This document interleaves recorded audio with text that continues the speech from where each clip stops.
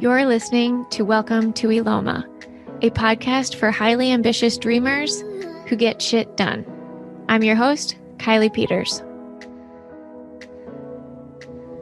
This is a space where we talk about the power of supporting local.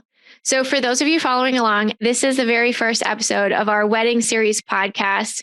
We are getting married October 1st. And so we're featuring some of the women business owners we've chosen to support us on our big day leading up to the said big day.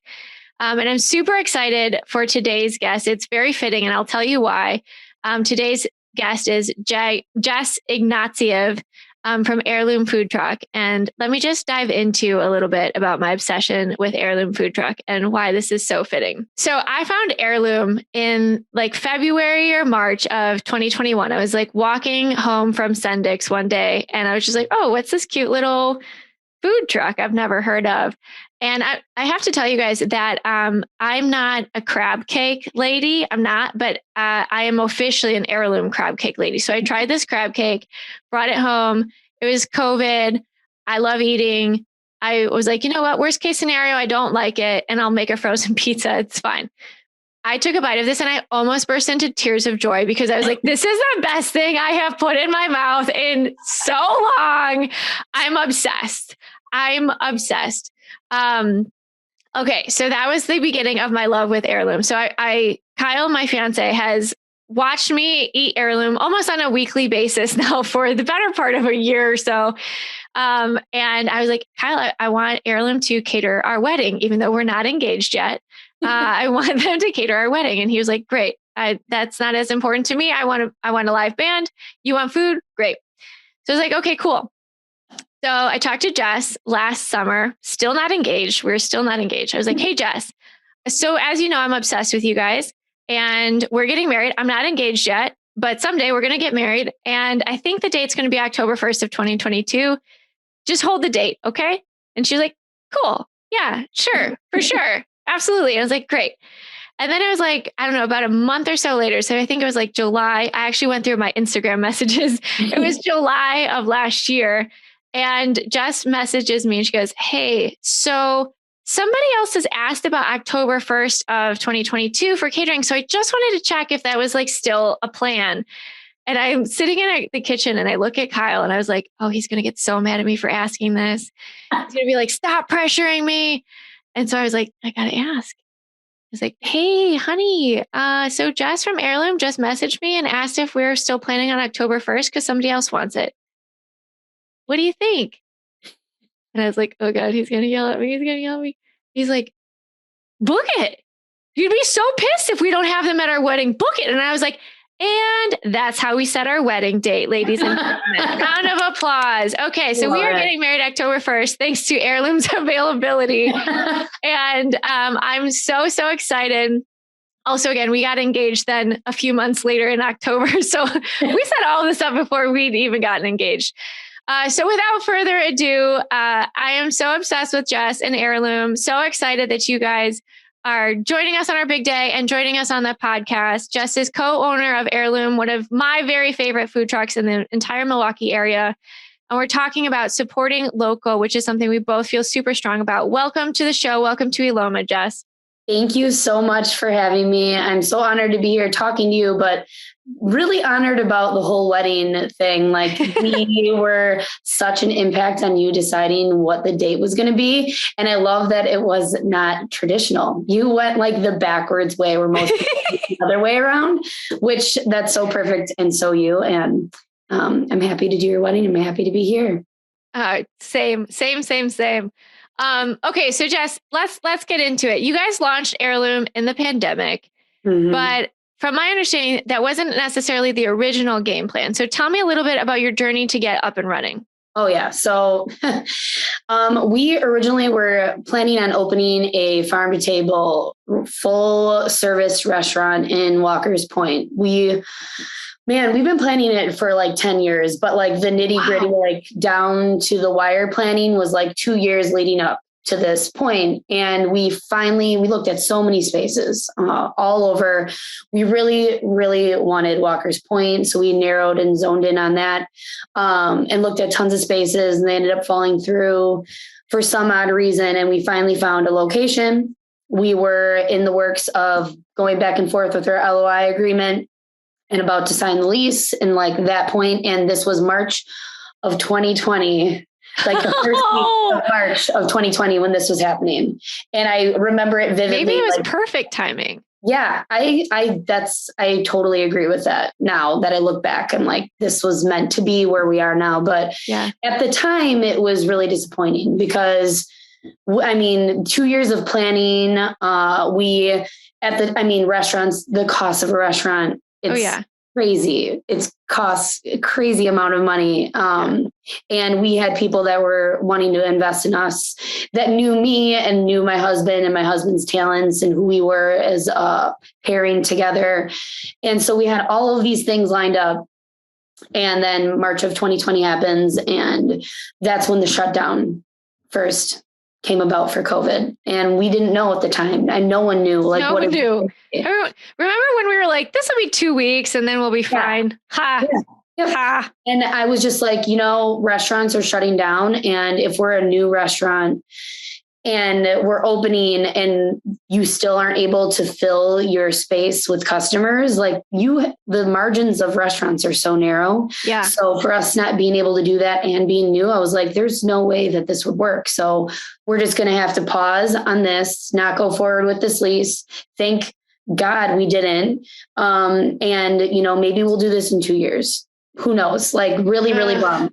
Yeah. And so then let's see, March of 2020, my husband, like I was a full-time portrait photographer before this.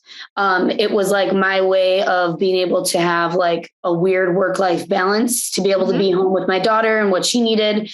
At that time, she was 6? I don't know. It was from age 2 to 6. I was doing full-time portrait photography. So like weddings, all that stuff.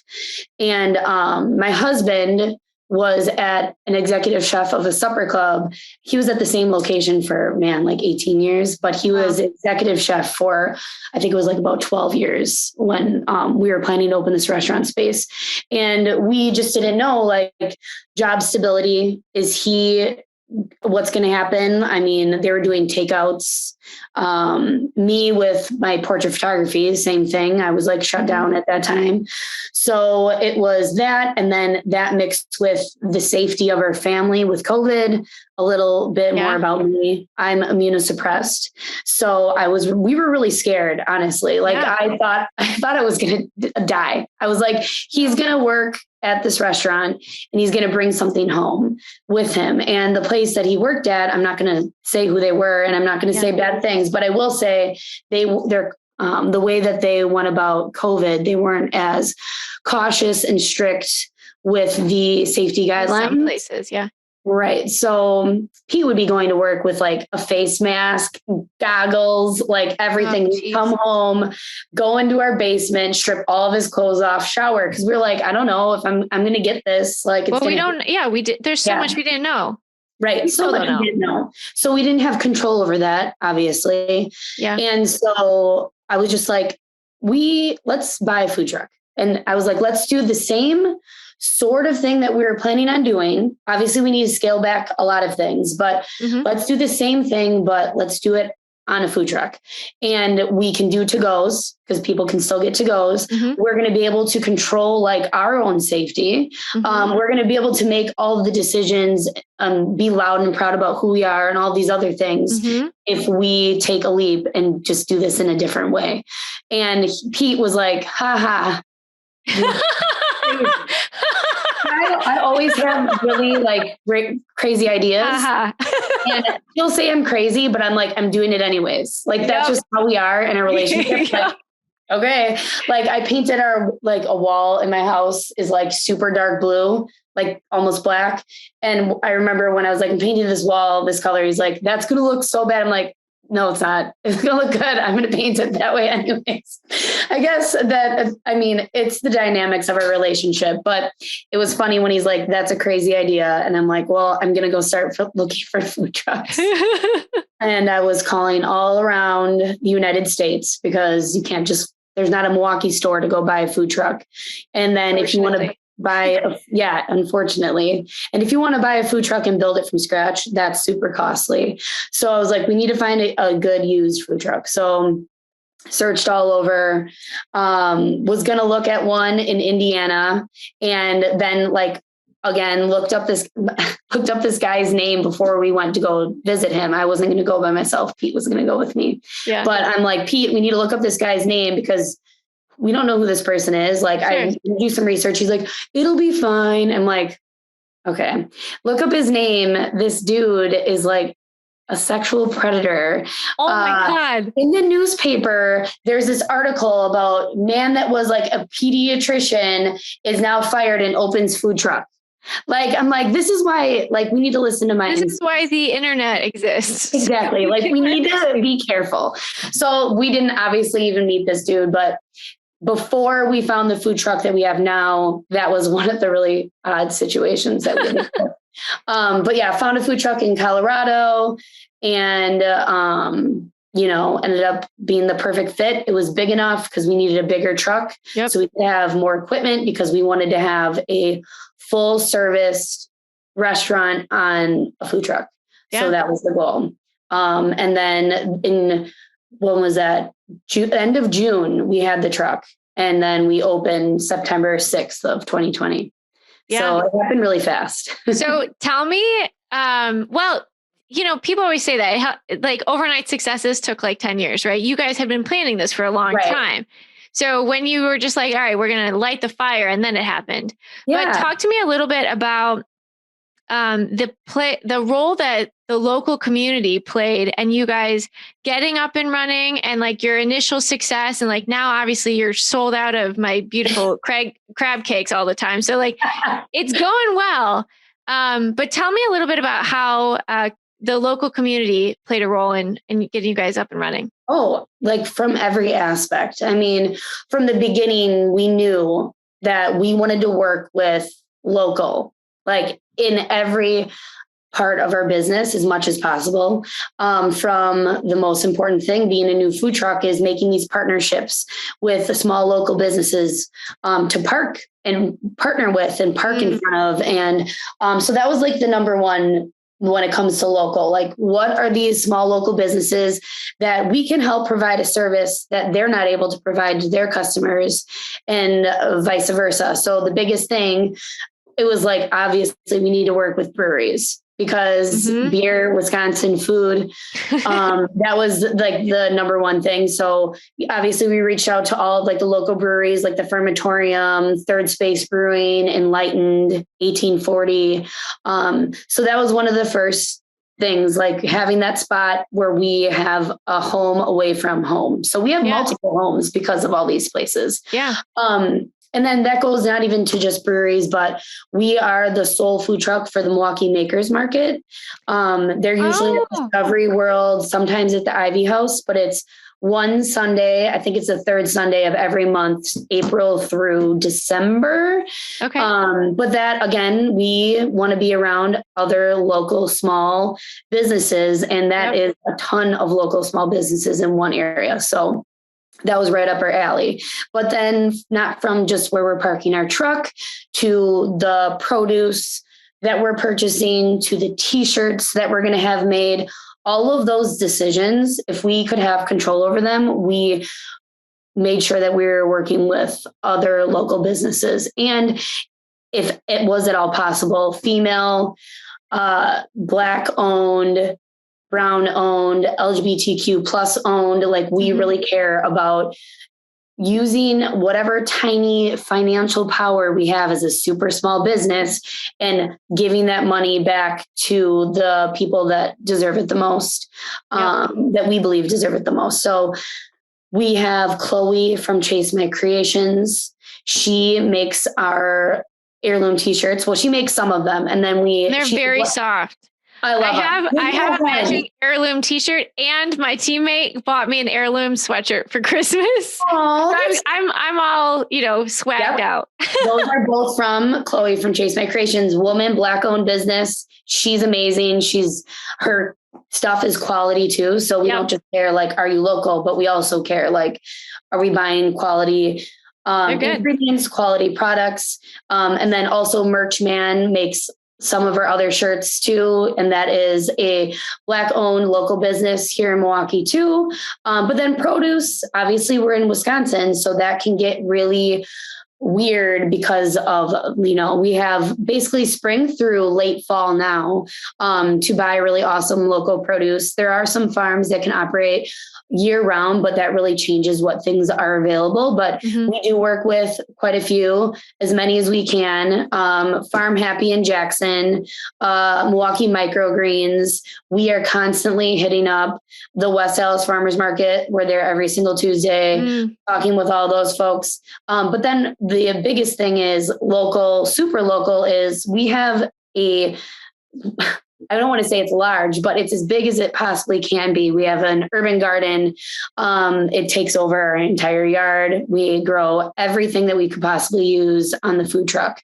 So that also helps being fresh in our carbon footprint, and all those things. So, I've always had a love for gardening. So, okay, wait, I have a very unrelated to local question, purely selfish, because I've become obsessed with gardening too. What are your top 3 tips for a successful vegetable garden? Oh man, good soil. You have to start with really good soil first. Okay, what do you consider to be good soil? Do you compost at all? I just got a loamy that I'm composting and putting the dirt. I'm still figuring out how it all works, but I'm working on it. Composting is huge, and it does take a while, obviously, for your compost to turn, but you can also buy compost, compost crusaders. We have 2 different types of compost for our business and for our home life. We have compost that's organic, only compost, only fruits and vegetables, and then eggshells. That is our home compost. Okay. That is the stuff that will turn into compost for our garden, for all that good stuff. Then we have our compost for compost crusaders, which is anything outside of that is food. They take all food waste, like meat, leftovers that you maybe forgot to use. They take everything. So cool. That goes to compost crusaders. It's not saying that it's not good. It is completely good and okay to use, but we're super picky when it comes to our garden. I've just gone that way. So compost is huge, making sure that you start with a well-tilled, really good dirt, add compost, start with that.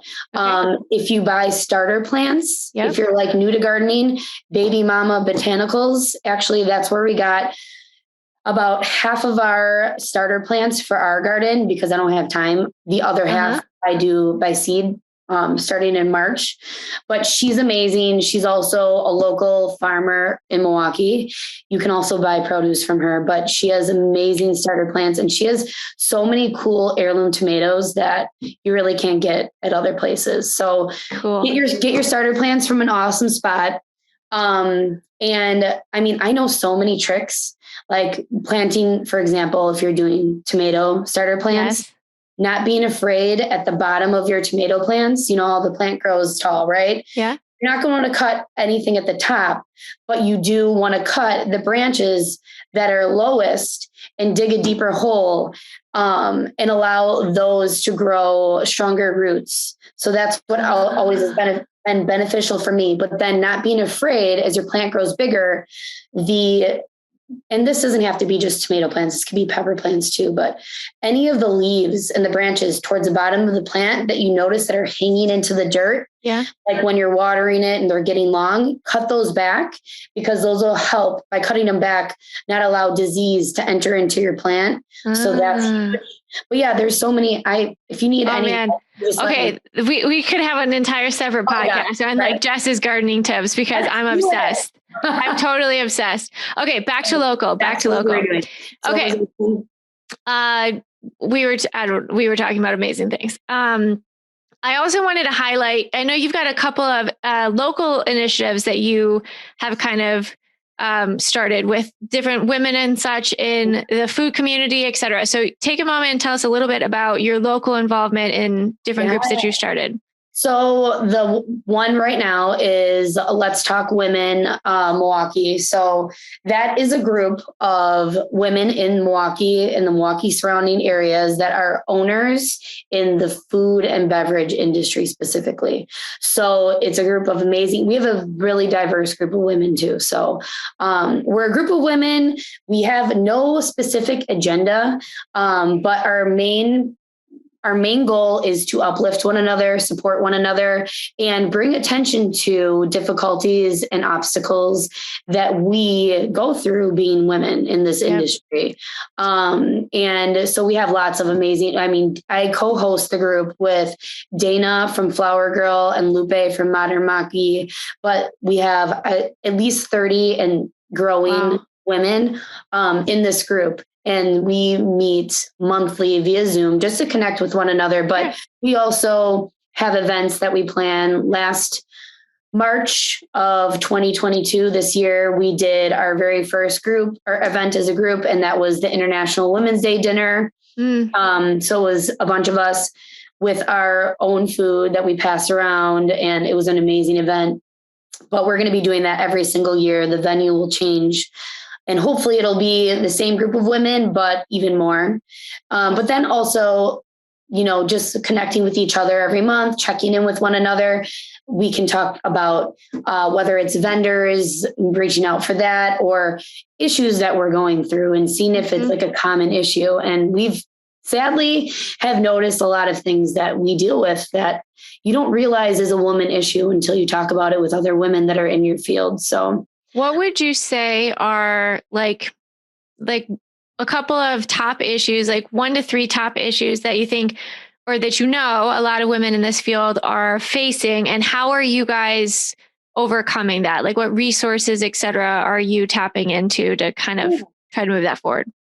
Well, and it is a challenge, obviously. Like the number one thing we've been able to do is bring attention to it. Like that's our starting point. Shine a light on it. Yep. Shining the light, talking about it, not being afraid to talk about it. So one thing that we were discussing on a call, because we always try to touch in with each other before we start the call to see how everybody is feeling. And I was like, I was pretty bummed this day because I know we were just talking about, are you going to do a storefront? Or are you not? And at the time I was like, you know what, this location is perfect for us. It was a spot in Walker's Point. And I was like, you know what, maybe we're going to do this. And we would be doing the food truck as well, a restaurant space in this. And because we're really picky about where we're going to be. If we're going to go to that next point, it's going to be in the right spot. It's not going to be just because there's a spot available. But so I was just speaking with the group and I was like, we were about to go to the next steps in leasing the space. We're like about to go over to this white, I'm going to say who he was. I'm not going to say his name, but white male, because there usually are the real estate holders in Milwaukee are white men. No shocker there. And we were about to bring a deposit to hold the space so we could go to the next steps. And it was between us, myself and Pete, and another business that was a white male owned business, solo white male owned business, no woman attached to it. And we had like more experience. Like if you put our 2 pages next to each other, it was like and I'm not going to try to like toot my own horn, but we clearly were like the better fit for that space, for the area. This person didn't even own a space in Milwaukee yet, blah, blah, blah.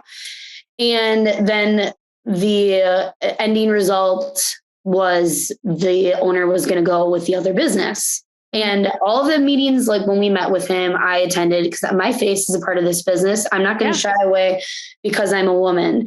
And so I brought that up and I was just like, I don't know. Is this just me? Like, I feel like because I was there, I was looked down on because I'm a woman. I felt that vibe from him.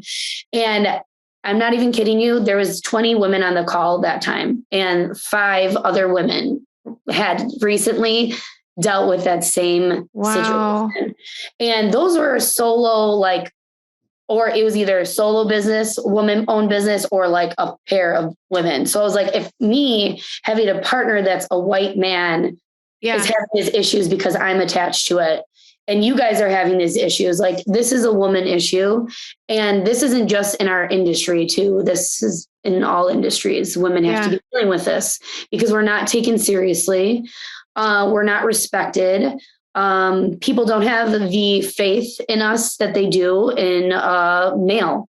Which is so crazy to me because it's like, I think women are like I don't want to say invincible because that makes us sound like we're not people, but like invincible as much as humans can be. And then I think moms on top of that are like superheroes. Yeah. And it's like, look at all the shit that we get done on a regular basis.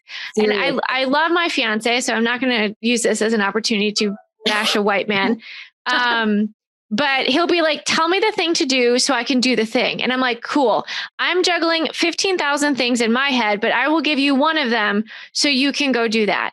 Right. Okay. When you're done, come back and I'll give you another one. Yeah. And so I don't understand why people don't give women the credit that we deserve when we're juggling a million things at a time. Oh, juggling it and also leading other people, like you said. And doing it.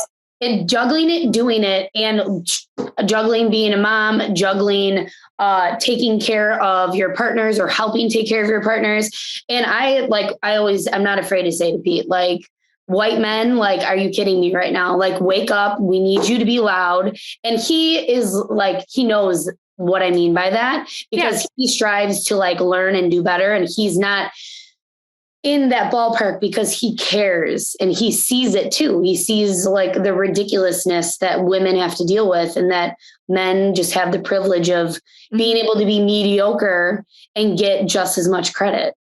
Yeah. So that was one thing that sparked my, like, I had a gut feeling. I was like, am I crazy? I started feeling crazy. I was like, am I blaming this on that? Because you know, that sense when you're speaking with like a new guy that you don't know or a new man that you don't know, and they look at you and talk to you in a different way because you're a woman, like, but yeah, so that has been something that we've brought to light. And I've talked about that.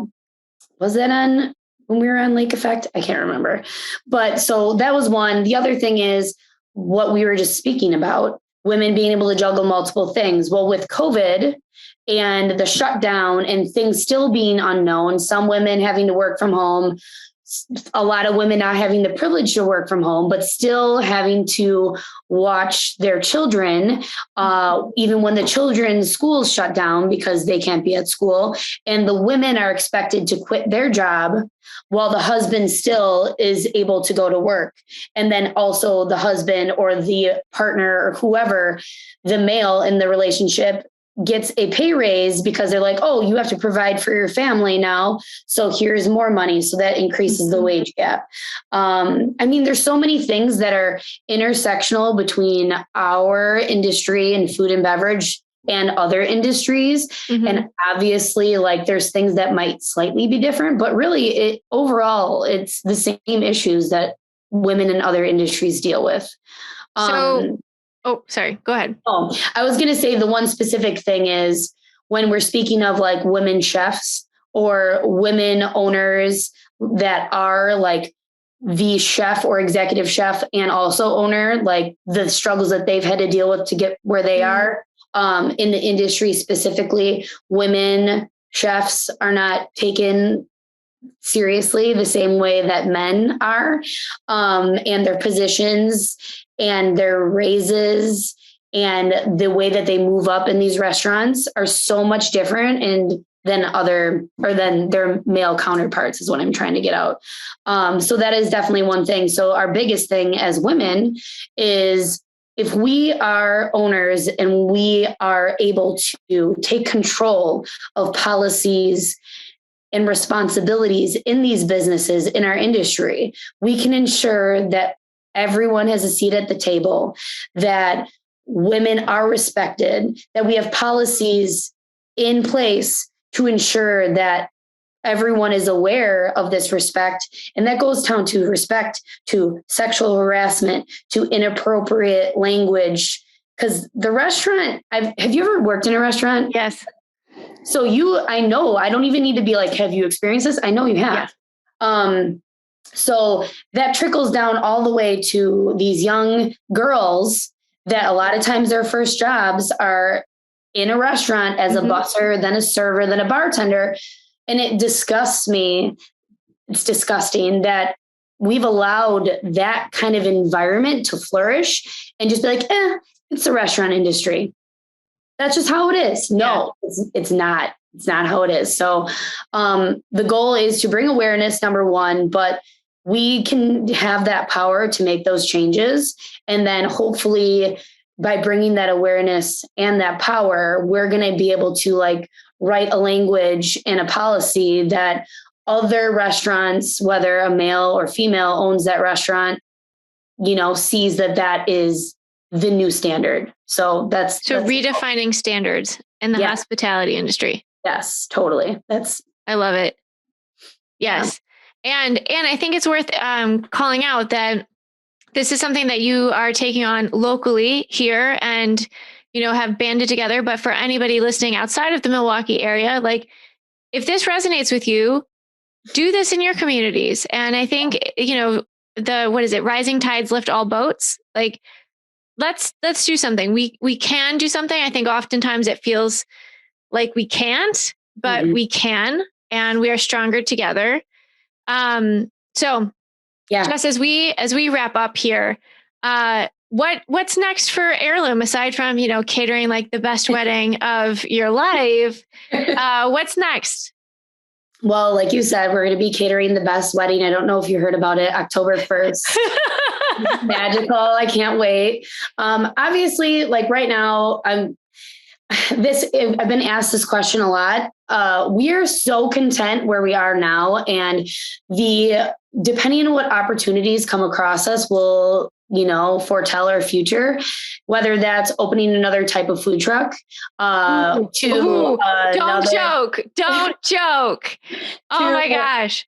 You know, I'm really into desserts. No one really knows that about me because I don't have time. So I've been joking around about having like a dessert food truck. We'll see. I really want to do that. But yeah, so whether that's opening a new food truck, a new concept to a storefront, I would love to own a farm and have like some way new vibe of like your pumpkin farm, like something where you can go hang out. There'd be food trucks. It would be like a starting base for us.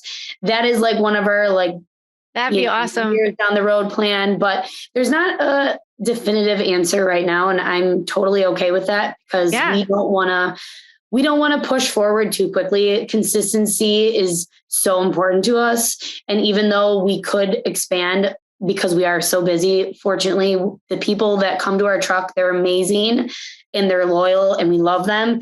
But they're so important to us that consistency and keeping that we're babying that until we go to the next step. So hopefully there'll be new things by next year, but I don't know yet. So, but I think it's also good. Thank you for saying that, because I think it's also really valuable to hear somebody say that, because so often it's like, oh, well, here are all the exciting things that I'm working on.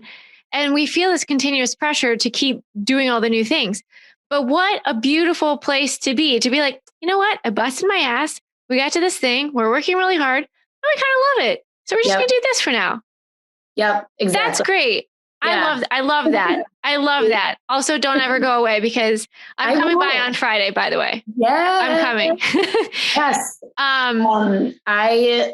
The food, like we are trying to figure out a really weird and unique way to have work-life balance in an industry that is known to not give that at all. So we're able to do that. And obviously summer, there's all work, no play, because it's our busy time of the year, but we can maneuver it in a way where my husband can see his daughter. We can have family time together. And that's super important. And I'd rather focus on that right now and keeping this business going than jumping ahead. So, and I think that's so important. You know, there's so many more things that matter in life.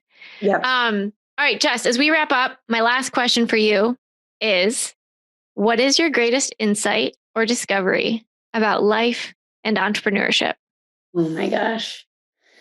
I think it kind of piggybacks on to what I just said. I am a known, like, if anybody knows me, they know this about me. Like when I set my sights on doing something, I'm going to do it all the way. And if that means I work my butt off every second of every single day, that's what I do. So the biggest insight is setting boundaries for myself. Ooh, because I will be up until midnight answering emails just so I can make sure I'm caught up. And I'm like, finally got to the point where I'm like, what are you doing? You need to set boundaries. Other people set boundaries for themselves. You're not doing that for yourself. You're telling other people they need to do that. And you're making sure everybody else is like, no, you need to go home and rest, but then you're not doing that for yourself. Yep. And it's not good for anyone. So I would say that has been the biggest thing. And I've always been that way, but it's the new business, now almost 2 years old, has really pushed it on me and made me open my eyes in terms of boundaries. So yeah. Wise words, lady. All right. Well, thank you so much for being my very first wedding podcast series guest.